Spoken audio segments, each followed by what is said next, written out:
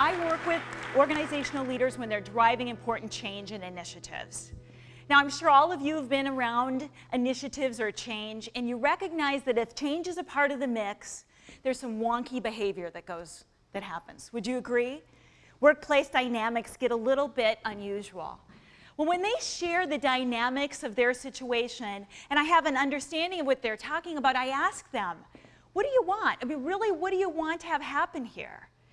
People are very clear about what they don't want. In certain situations, it seems to bring that out. They're really clear about what they don't want to have happen, and not nearly as clear about what they do. Now, I was working with a client not so long ago, and the client had a situation that was just, not going the way that they wanted it to go. Sue was telling me about the relationship with Bob. And Bob was doing everything wrong. She didn't appreciate anything that he brought to the table. A couple of things became immediately obvious. They had very different temperaments. Sue was a get the job done kind of gal, and Bob was a do it accurately kind of guy.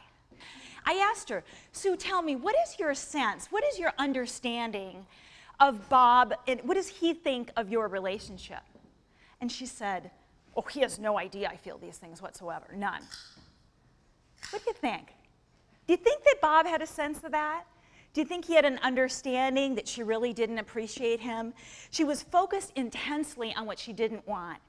And I've worked with hundreds of clients, and I'm here to tell you that it's getting in the way of positive relationships.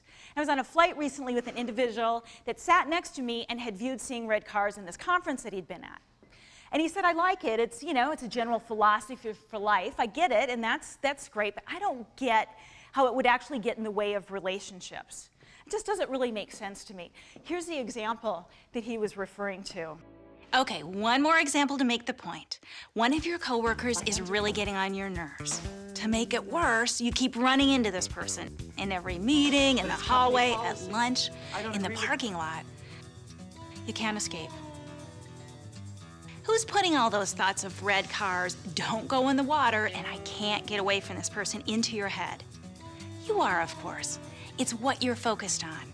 And remember what I said, whether good or bad, you always get more of what you focus on. Let's put that into play. I want you to look around the room and look for everything that you can see that is green. Small, large, doesn't matter. Everything that you can see inside and out. Even consider the green that you may remember seeing when you walked in today. Quick gander, looking around. Now, front and center with me. What is red in this room? Balls, okay? What else? Once again? Michelle's shirt. What else is red? Okay, okay, now on to green. What's green? What else? All right. All right. Open your eyes. You got a laundry list of green, right? Because that's what you were focused on. So bring this into the workplace. You're absolutely intently focused on the green, what you don't want. And you're noticing it, and you're remembering it. But what if the red is actually the behaviors that you want to see, that you want to have more around you? Could it be that by focusing so intently on what you don't want, that you're actually missing the signs and signals that people are doing the right thing? Now, I was working with a client not long ago, and he was driving a really important change process. He was preparing for something that was really important, and all eyes were on him. Not dissimilar to your preparations for important events, where people are really going to be watching to see if you can do things well. Well, his process wasn't going well, and he asked if I could give him some help with it. So we looked over things. We made a decision that I would shadow him for a day and see if we could sort it out. So shadowing me, I just went with him. I walked with him down the hall. I was there when he had one-on-one conversation with his folks. Small meetings, large meetings, it became immediately apparent. He'd spent a lot of time focusing on what he didn't want to have happen. He was very clear about that, and he opened every interaction with that. We don't want to miss that timeline. We don't want to look like we're uncooperative with this other team. We don't want to go over budget. It's just how he started the conversation. And every time he opened up his conversations with that, I just watched the energy kind of drain out of their faces. And it was just a very simple thing. He was a really passionate person. He was very excited. He was really committed to doing this job well. And he didn't recognize how this small thing was impacting the energy of his people and their willingness to go above and beyond. And it's a great example of where a small shift can make a big difference. And that's exactly what he did. He made this small shift. He started every interaction with, what do you want to accomplish with this? Where are you at right now? And what are the steps you need to take to move things along?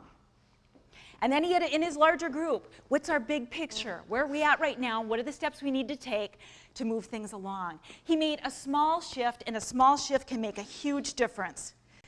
So now let's come back to that Bob and Sue example that I shared with you. Let's imagine that dynamic. Sue doesn't appreciate Bob, all right? She's focusing very intently on what she doesn't want to have happen. The natural tendency in that spot for Sue is to give advice, right? She doesn't appreciate him, so she's going to give advice. This is where focusing on what you don't want really kind of cascades into other behavior. Now imagine yourself as Bob. She's giving you advice. What's the likelihood that you're going to take that advice and sort of run with it? What's the likelihood that that advice is going to really lend itself to the relationship? It's low. Would you agree? Very low. So that's that cascading effect. A much more powerful thing to do is to ask powerful questions. What's our job that we're doing here? What are our priorities? What are the strengths you bring to the table? What are the strengths that I bring? What do we do if we run into conflict? What's the best way for us to talk about that? Powerful questions, drawing him in, creating a stronger sense of relationship so that they can together work through the process, that they can manage the challenges that come along the way.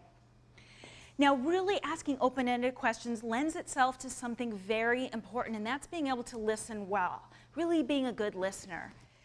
But it goes beyond listening. It's also about being a keen observer and recognizing when people are giving us signals that they're on track or off track, that they're with us or not, they're scared, they're mad, they're ticked, whatever they might be, really recognizing where they're at. Any parents of teenagers in the room? And one of the things that I didn't imagine, I knew that I was worried about her driving, but what I didn't imagine is that in this corridor between getting the permit and actually getting the license, that little corridor, that I would be worried about my life, right? It didn't even cross my mind that I'd be worrying about my life. But last summer, when my daughter was taking the classroom test, they showed examples. They showed examples of worse drivers. And one of the examples, you know how the squads will have actually the cameras on the front of the car so that they can capture? In this particular situation, the car was driving very slowly, so much the police officer felt that it was a danger. So he put the lights in the grill, and the car didn't respond, and he put the siren on, and the car didn't respond. He kept trying to, no response, so he calls for a backup. Now we've got 2 squads, lights, sirens. Still no response. 3 squads now. Okay, lights, sirens, gestures, still no response. 4 squads, still no response. The car continues to amble down the road. Not fast, no, but continues to go along. 5 squads. Now the car pulls into the parking lot. All 5 squads surround the car. They're in the parking lot of the nursing home. And out of the car steps Grandma, like this. Oh my. Oh my, you're not here for me, are you? Oh my.